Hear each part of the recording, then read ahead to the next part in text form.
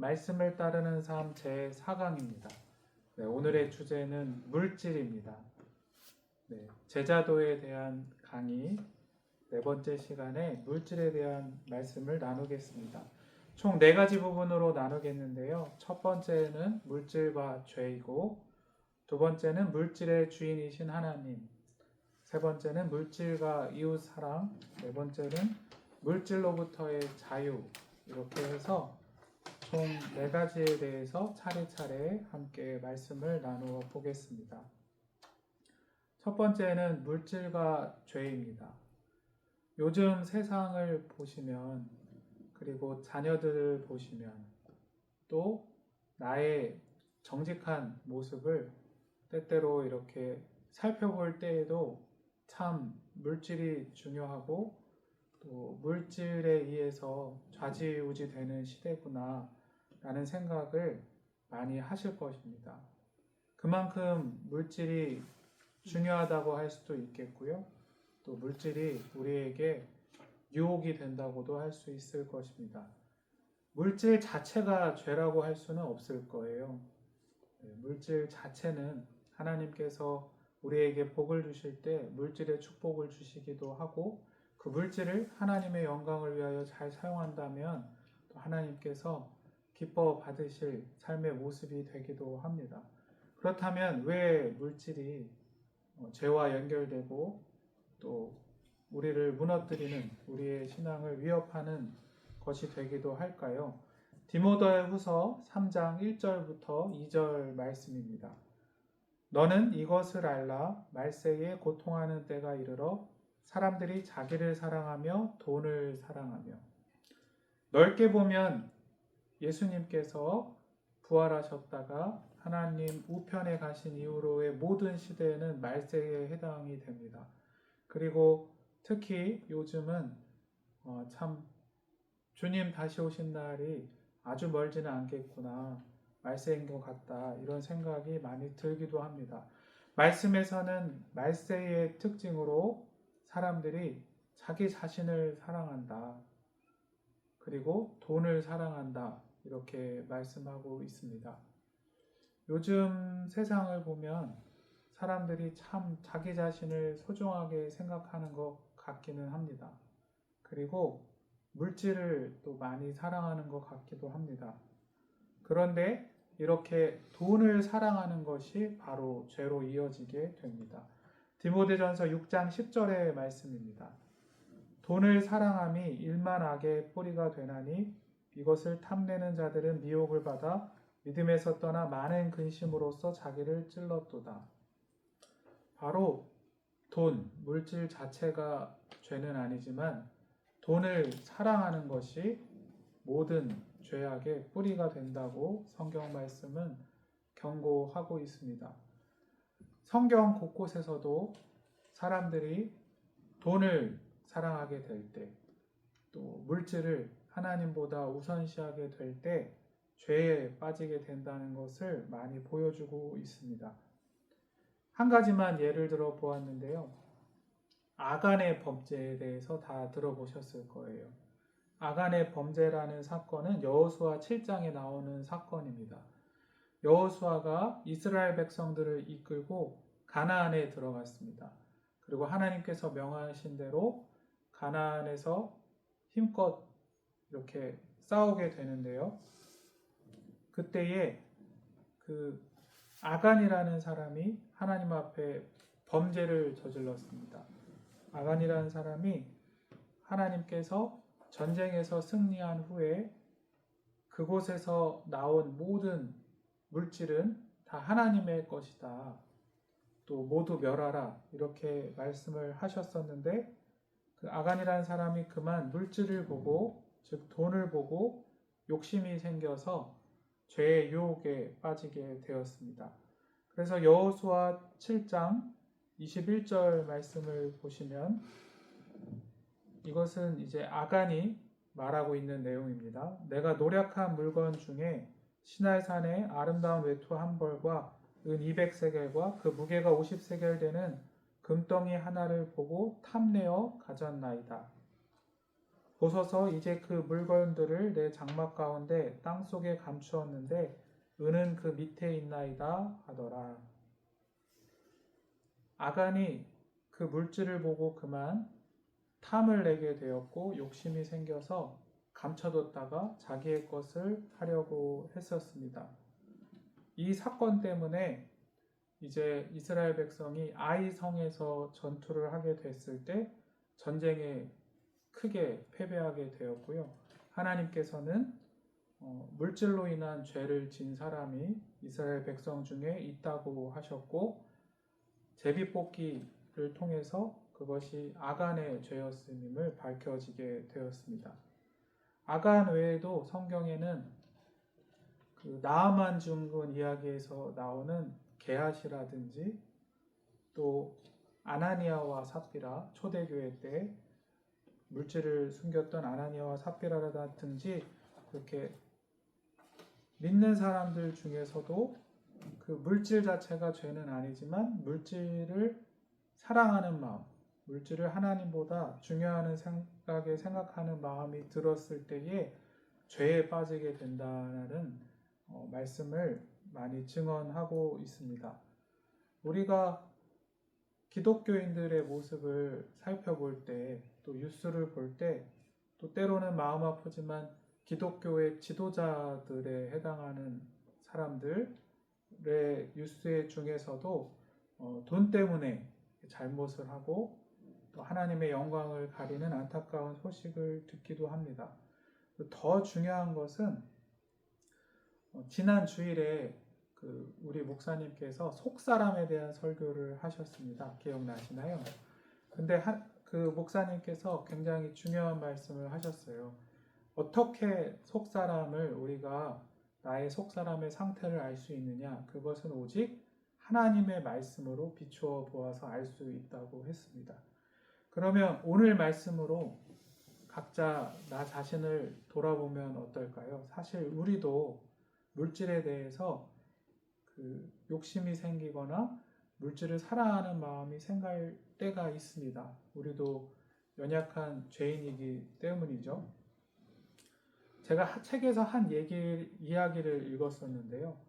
어떤 집사님께서 큰 돈을 벌 수 있는 어떤 상가를 팔게 되는 일이 있었대요.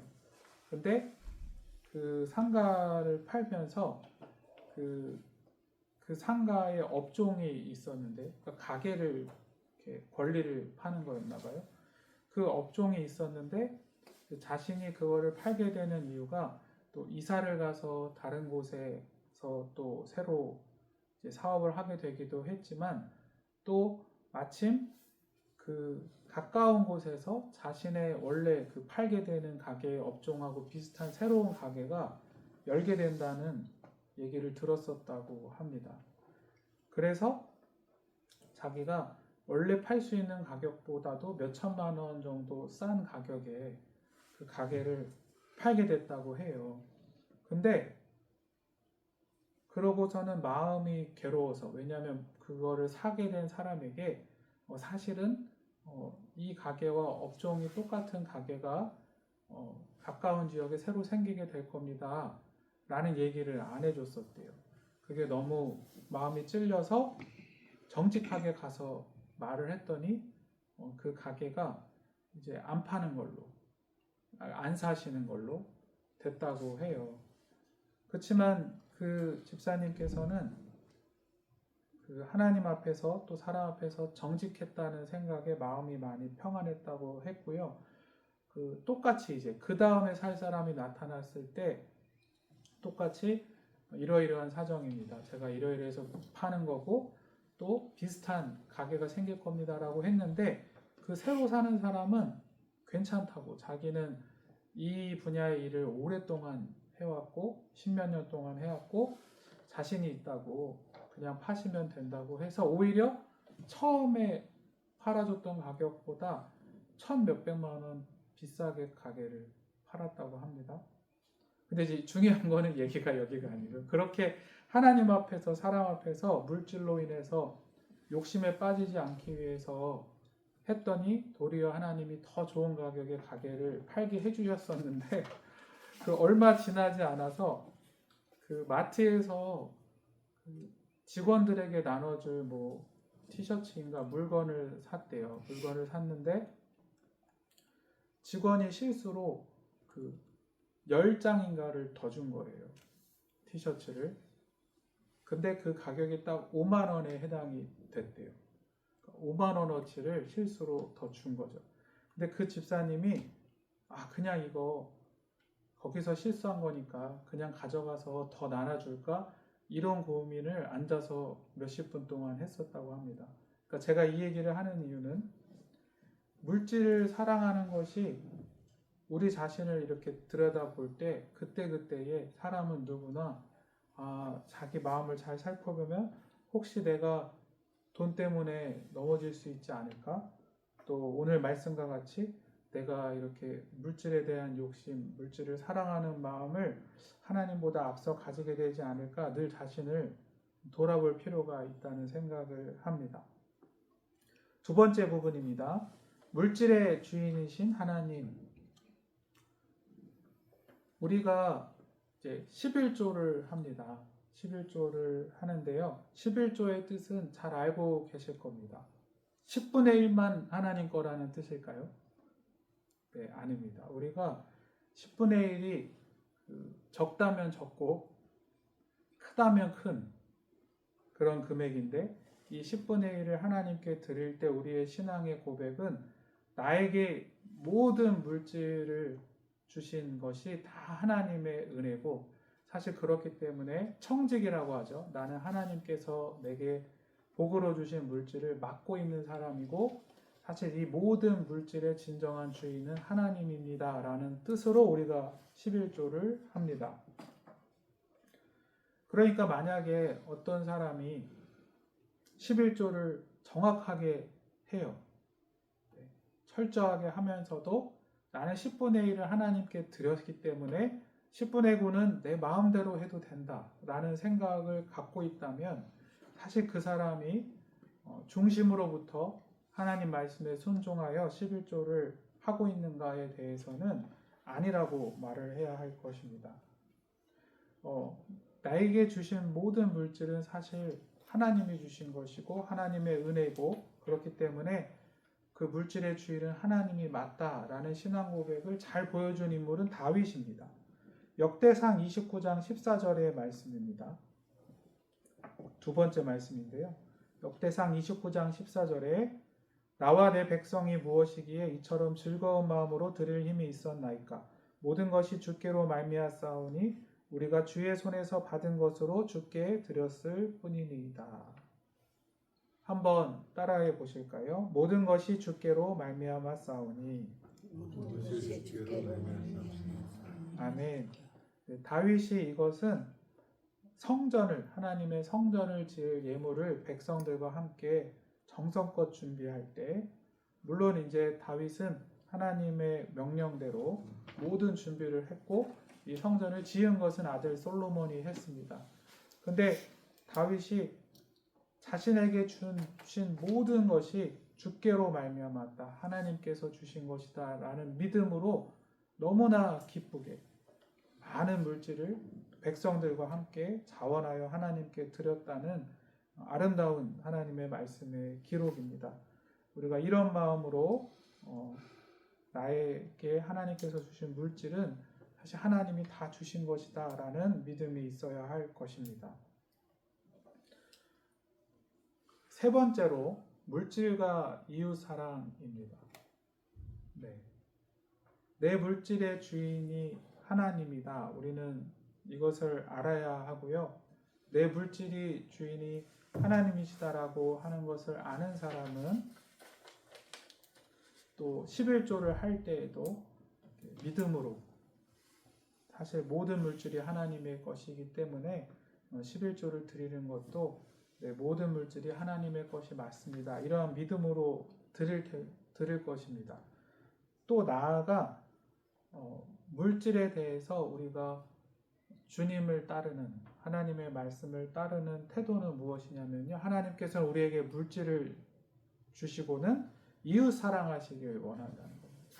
그 물질을 통하여서 사람들을 섬기고 사랑하는 일에 쓰기를 원하신다는 거죠. 네. 레위기 19장 9절부터 10절까지의 말씀입니다.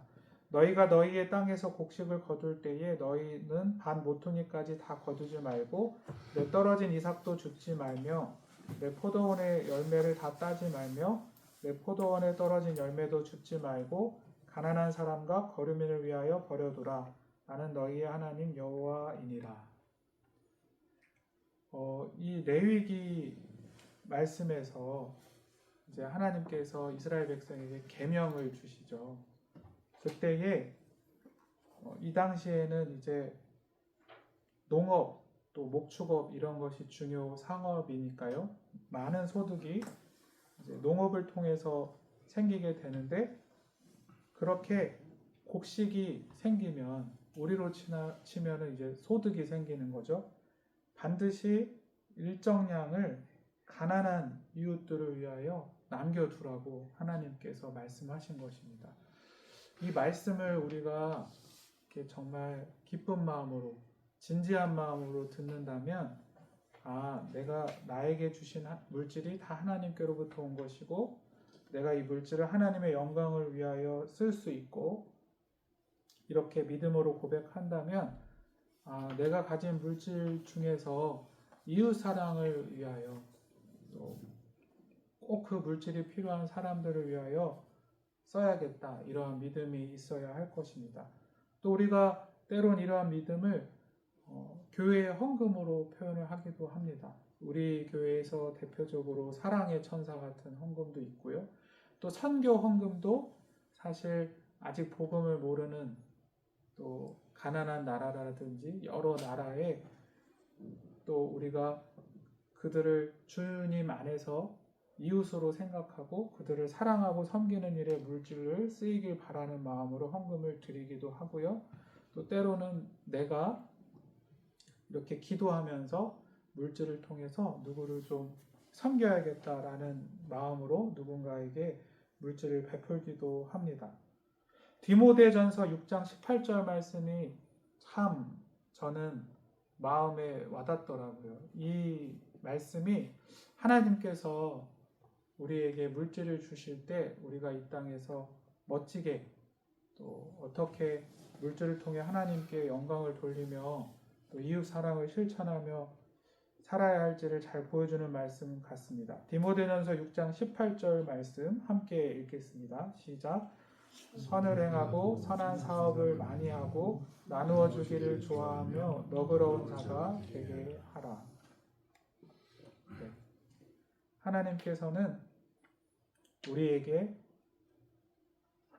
물질을 통해서 선을 행하고 또 나누어야 할 때는 기꺼이 나누고 물질에 대해서 너그러운 사람이 되라고 말씀하고 계십니다. 마지막으로 네 번째는 물질로부터의 자유입니다. 물질로부터의 자유이고요. 빌립보서 4장 11절부터 13절까지의 말씀인데요.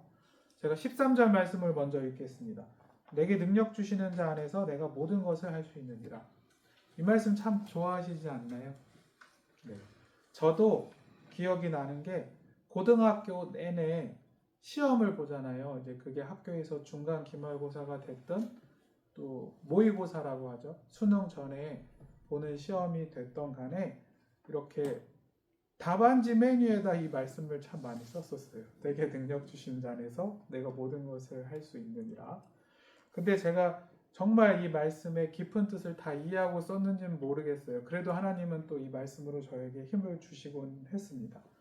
근데 사실 이 말씀이 또 물질과 연관되어서 꼭 물질만이 아니고 우리의 신앙과 연관되어서 정말로 말하고자 하는 뜻은 11절부터 함께 또 말씀을 보시면 더 정확해집니다. 제가 빌립보서 4장 11절부터 읽겠습니다. 내가 궁핍함으로 말하는 것이 아니니라 어떠한 형편에든지 나는 자족하기를 배웠노니. 중요한 말씀입니다. 어떠한 형편에든지 나는 자족할 수 있다. 12절에 더 자세히 나옵니다. 나는 비천에 처할 줄도 알고 즉 가난에 처할 줄도 알고 풍부에 처할 줄도 알아.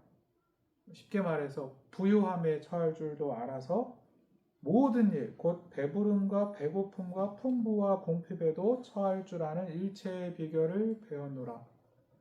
실제로 바울은 아시는 것처럼 감옥에도 갇혀봤고요. 아니면 때때로 어느 지역에 가면 굉장히 높은 사람으로, 로마의 시민으로, 아니면 바리새인 중에서도 바리새인이었던 신분으로 이렇게 대접을 받기도 했고, 또 물질적으로도 바울의 고백과 같이 많은 물질에 처하기도 했었고, 또 때로는 주님의 일에 힘쓰느라 또 공핍한 형편에 처하기도 했습니다.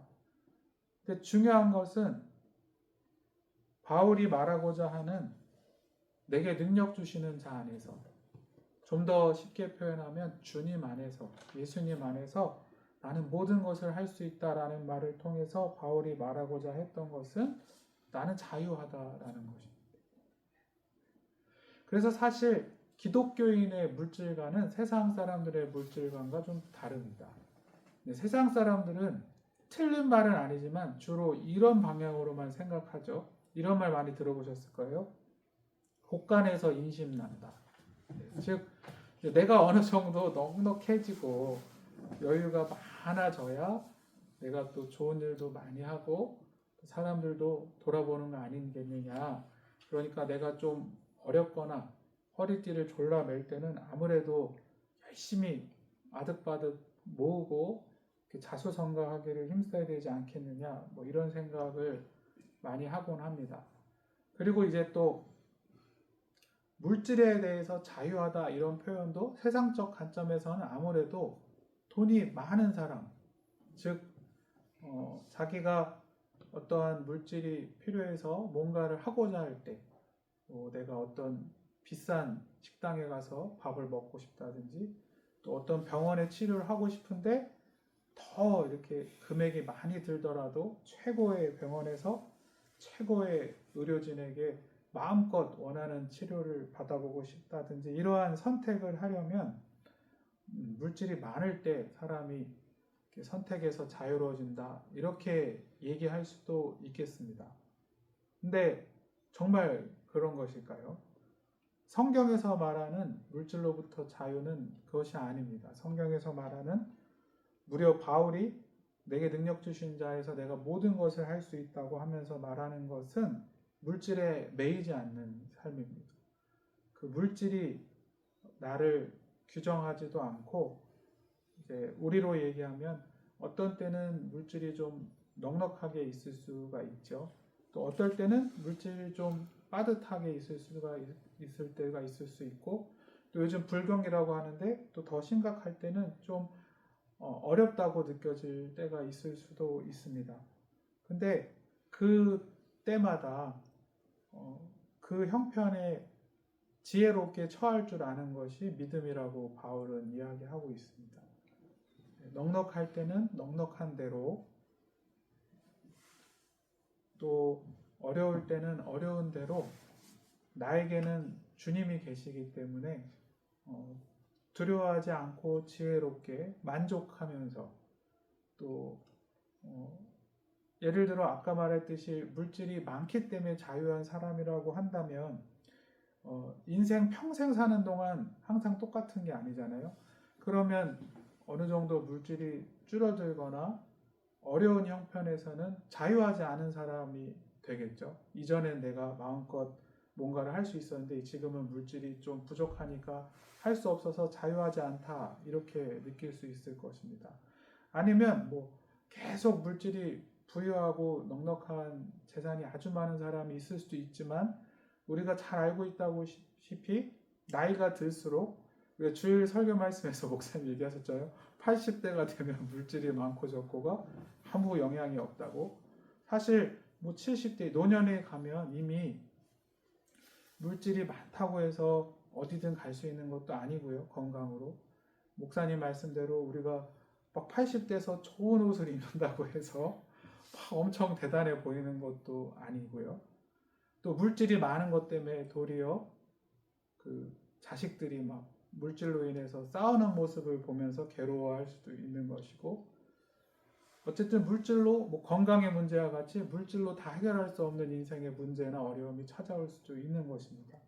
그러니까 바울은 사실 정말 주님께서만 주실 수 있는 진리의 말씀을 우리에게 주는 건데요. 사실 오늘 빌립보서 말씀이 제일 중요한 말씀이라고 하겠습니다. 물질이라는 것이 있을 때, 어떠한 우리가 시기를 살아갈 때에 넉넉하면 우리가 누군가를 더 돕거나 또 하나님께 그 물질을 통해 더 영광 드리는 넉넉한 삶을 살 수가 있을 것입니다. 또 좀 부족할 때도 내가 그 물질로 인해서 좀 아껴야 되고 못하는 것이 있어도 나는 늘 주님과 함께 매일매일 기쁘게 살아가면서 또 믿음으로 또 하나님께서 더 물질을 채워주실 것이라고 기도하며 믿음으로 승리할 수 있고, 또 그 형편 안에서도 또 기쁘게 시험에 들지 않고 또 그 물질을 통해서 주님을 섬기거나 어려울 때에도 또 본인이 해야 할 일들을 기꺼이 할 수 있을 것입니다. 바울은 그래서 물질로부터 자유하라고 우리에게 권면하고 있습니다. 마지막 결론으로서 마태복음 6장 말씀을 제가 읽겠습니다. 마태복음 6장 19절부터 21절 말씀입니다. 너희를 위하여 보물을 땅에 쌓아두지 말라. 거기는 좀과 동록이 해하며 도둑이 구멍을 뚫고 도둑질하느니라. 오직 너희를 위하여 보물을 하늘에 쌓아두라. 거기는 좀이나 동록이 해하지 못하며 도둑이 구멍을 뚫지 못하고 도둑질도 못하느니라. 내 보물이 있는 곳에 그곳에는 내 마음도 있느니라. 네, 이 마태복음 6장에 말하는 보물이 단지 물질만은 아닐 것입니다. 우리가 이 세상에 살면서 하나님을 위해서 나의 시간을 드릴 수도 있고요. 내가 몸으로 드리는 섬김을 드릴 수도 있습니다. 또 물질도 오늘 배운 것처럼 하나님을 사랑하는 일에 또 이웃을 사랑하는 일에 쓰면서 그 물질을 통하여 결국은 그것이 하나님께 드리는 것이 될 수도 있습니다. 근데 그렇게 살 때에 하나님께서는 우리에게 그것이 하늘에 쌓아둔 것이 되고 또 하나님께서 영원히 기억하시는 상급이 된다고 말씀해 주시는 것입니다. 주님을 따른다는 것은 물질의 영역에서도 우리가 거룩하게 살아가는 것을 뜻하는데요. 오늘 말씀을 통해 우리가 물질의 영역에서도 믿음으로 승리하고 하나님께 영광 올려드리는 삶을 살기를 소망합니다.